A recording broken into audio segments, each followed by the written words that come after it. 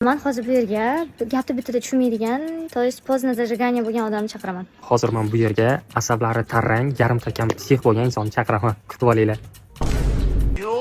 Men hozir bu yerga почти 1 yildan beri mana mazgimni qoqadigan, asabim tarang bo'lishiga sababchi bo'lgan odamni chaqiraman.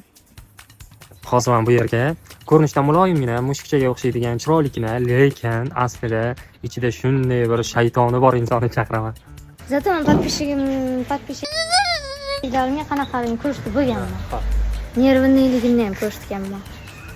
Men hozir bu yerga juda ham ish yoqmas, uyquni yoqtiradigan, qachonki men aytib turing, buni qilish kerak demagunimcha yotaveradigan insonni chaqiraman. Men bu yerga o'zi shustrigina, ishbilarmongina, biznes qilib soqqan topishni yo'lini biladigan, lekin pul sanashni bilmaydigan insonni chaqiraman. Sanashni bilmayman.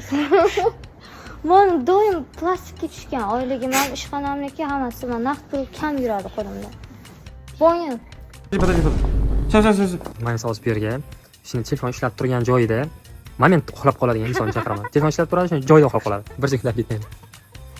Chunki men soat 5 gacha ertalabgacha montaj qilaman. Montajdan keyin shantaj qiladi.